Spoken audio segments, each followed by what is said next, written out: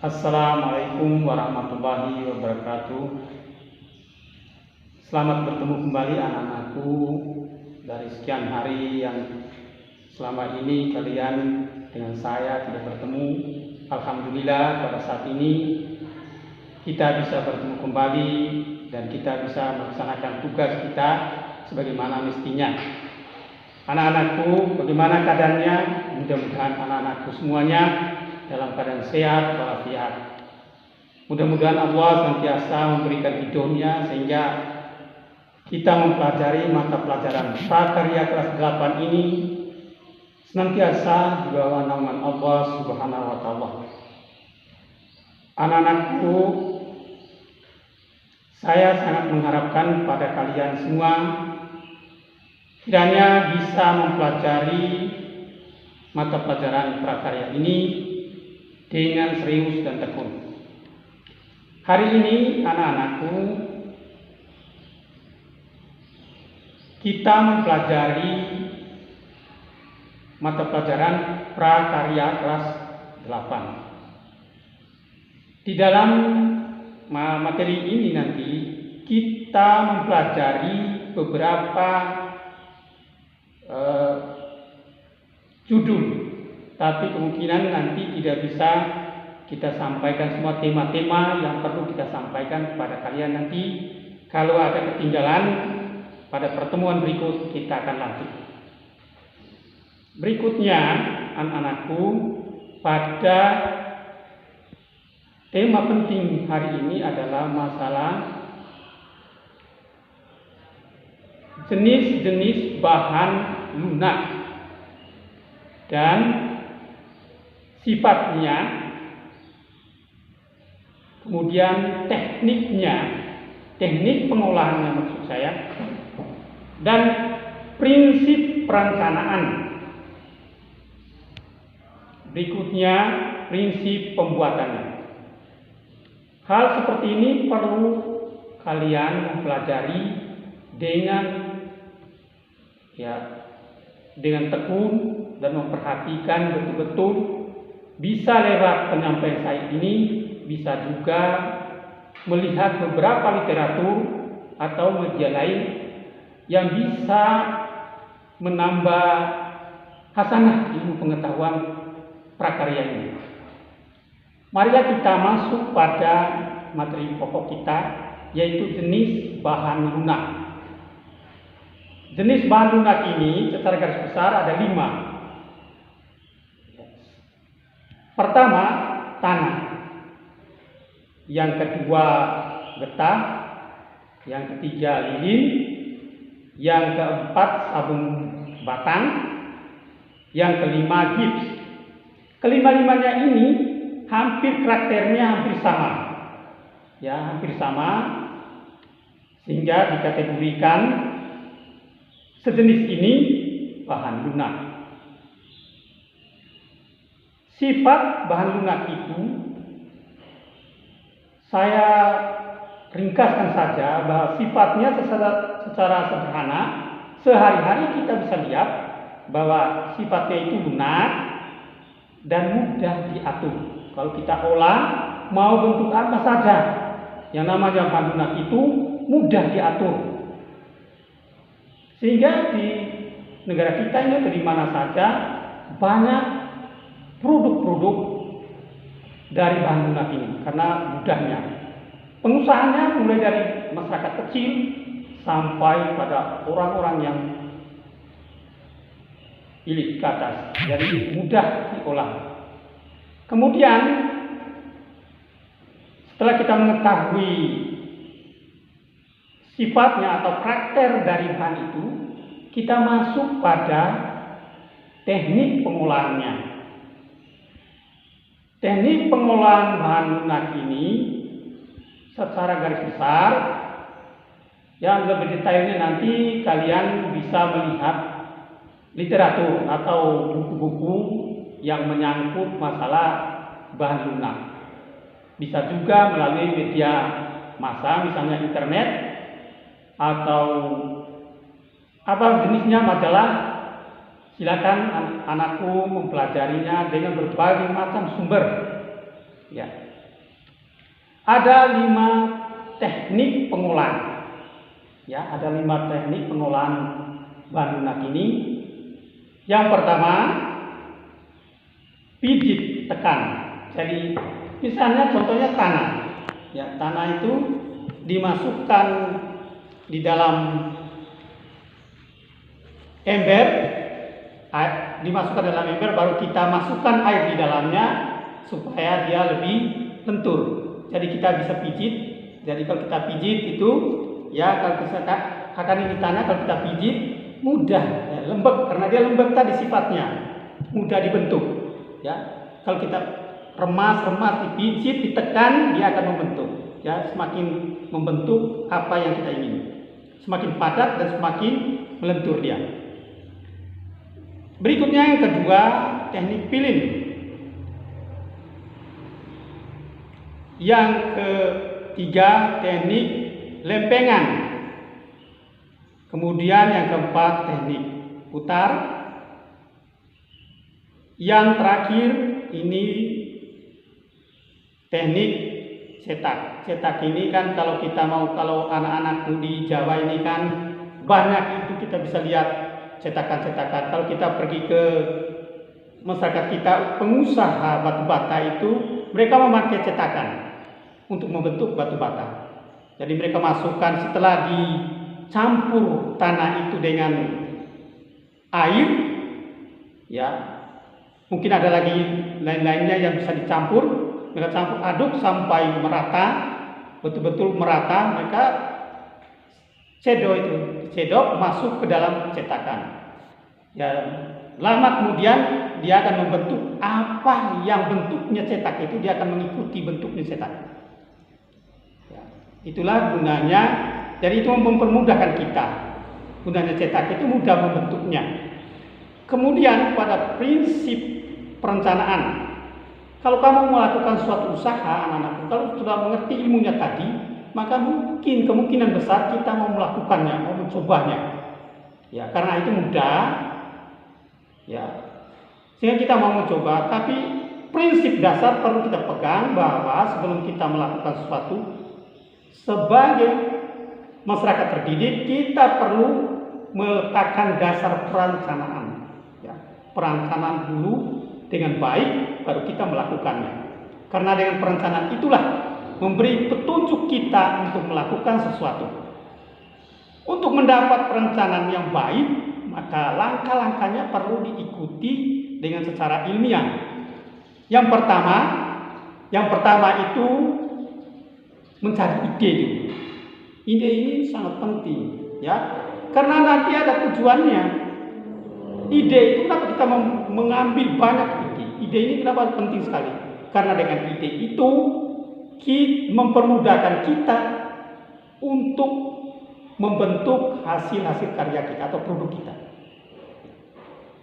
Sumber ide itu kalau kita mau cari bisa melalui majalah, bisa dari media-media koran, TV misalnya, HP bisa juga, ya HP bisa juga, ya laptop juga bisa melalui online atau internet, untuk WA dan sebagainya bisa didapatkan. Jadi mudah dapat ide. Atau sesamamu, ya sesama selitingmu, misalnya kelas 8 ini, sekelas 8 atau bisa juga kelas 9, bisa juga kelas 1, tanya. Yang mencari ide kepada mereka. Ide yang mereka beri itulah sebagai saripati ilmumu, sehingga kamu bisa memberikan, ya, ilmu, bisa kamu memberikan gambaran, nanti saya akan melakukan karya ini seperti ini bentuknya. Seperti apa gitu, bisa seperti piring, kayak apa modelnya, gitu. Bisa. Atau bisa saja kalian kalau bisa mencari perajin. Misalnya kamu mau membuat piring misalnya, atau membuat batu bata misalnya, atau membuat genteng misalnya, kamu temu ahlinya yang sehari-hari sebagai praktisi sudah dia melakukan itu. Maka tanya di situ cara-cara pembuatannya, ya supaya menambah hasanah keilmuanmu. Atau bisa juga kamu ke orang yang lebih ilmiah, ya pada gurunya atau pada ahli, ya ahli pengolahan bahan lunak itu. Yang kedua, setelah dapat ide, ini penting sekali kamu membuat gambar. Ya, membuat gambar dulu. Jadi dengan gambar itu atau desain, dengan itu kamu mudah untuk melakukan membentuk karya-karya itu. Yang berikutnya, memilih ide terbaik. Jadi sekian banyak yang kamu temui tadi, perlu ada penyaringan, cari ide yang baik. Yang baik itu yang bisa kamu lakukan, ya, yang mudah kamu lakukan, yang bahannya tidak terlalu sulit juga. Itulah ide terbaik. Bukan ide terbaik itu menurut orang, tapi ide terbaik itu adalah ide yang bisa kamu lakukan, ya, dengan mudah kamu lakukan. Itu intinya. Berikutnya, membuat kerajinan produk. Ya, membuat produk. Jadi dasarnya tadi, setelah kamu mendapat ide, membuat gambarnya, ya, memilih, meletakkan ide terbaik tadi yang mudah kamu lakukan itu, baru kamu membuat produk. Gitu. Anak-anakku, itulah prinsip dasar yang perlu kamu pegang. Berikutnya, anak-anakku, adalah prinsip pembuatan. Ini yang perlu juga kita pahami, bahwa pembuat produk itu ada beberapa inovasi yang perlu kita lakukan. Contohnya, misalnya, ya, contohnya tadi, kamu mau membuat batu bata dari pasir misalnya.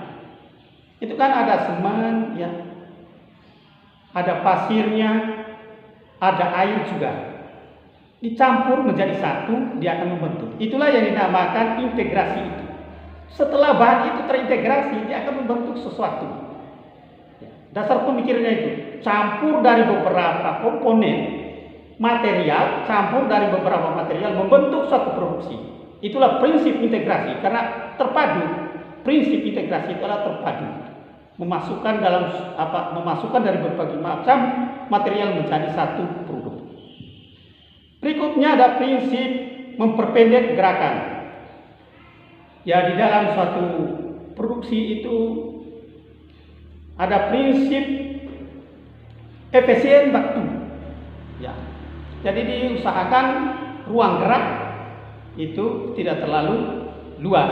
Tapi ada beberapa syarat yang perlu kita pahami, kita tahu, yaitu alat dan bahannya harus tersedia di depan orang yang mengelola bahan itu, sehingga dia tidak terlalu banyak geraknya, karena tersedia material apapun yang dibutuhnya sudah penuh, sudah lengkap, kebutuhannya sudah lengkap, maka tinggal diolah. Ruang geraknya mesti tidak terlalu luas. Kemudian yang ketiga, prinsip memperlancar arus kerja. Jadi cepatnya produksi itu tergantung bahan, ada beberapa komponennya, tergantung bahan, tergantung alat, tergantung sumber daya manusia. Salah satu ketiga komponen ini tidak ada, maka arus kerja itu tidak lancar. Jadi kalau kamu melakukan nanti usaha, ya, tiga komponen ini diperhatikan, alat dan bahannya dan sumber daya manusia.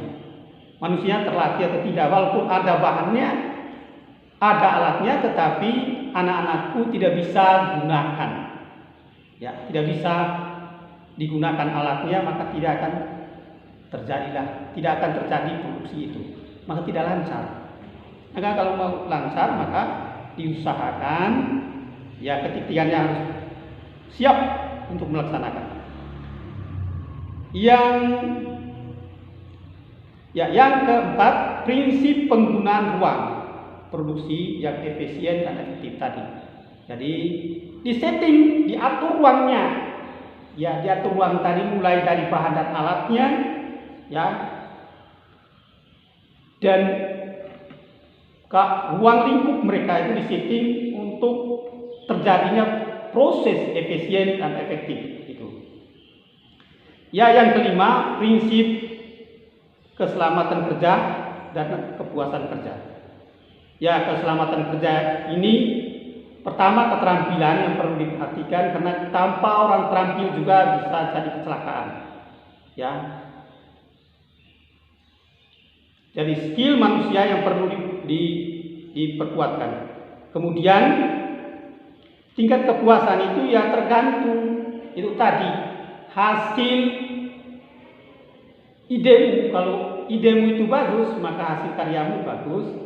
Tingkat kepuasannya orang tentang karyamu mesti baik. Ada dua ukuran pada hasil karya itu, tingkat kepuasan orang. Pertama, bentuknya, ya, bentuknya.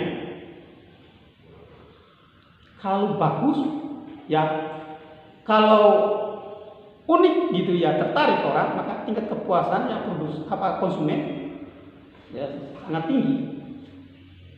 Dan cara kerjamu, bahannya, kalau bahannya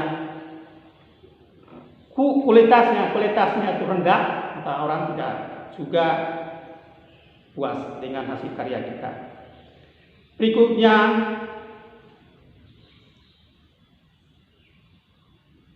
prinsip proses ya berkesinambungan. Jadi karya itu tidak boleh produk hari ini, besoknya tidak produk.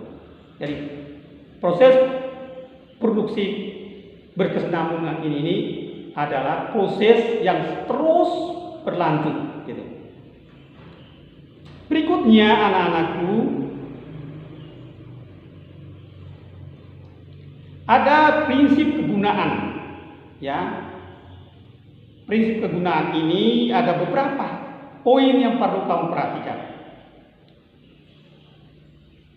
Yang pertama, hasil karya itu, ya, harus memberi pesan pada hasil karyamu adalah nilai-nilai budaya kita. Kalau kita lihat misalnya zaman dulu, contoh hasil karya itu Candi Borobudur, kalau kita lihat luar biasa. Tapi pesannya budaya kita pada zaman itu Hindu-Buddha. Jadi nilai harus dikedepankan dalam hasil karya, karena nilai karya itu adalah memberi warna nilai yang ada, yang kamu miliki, yang ada di suatu daerah, sehingga perlu nilai-nilai budaya itu dipertahankan, dan hasil karyamu itu adalah unsur daripada budaya. Jadi karya bernilai budaya itu.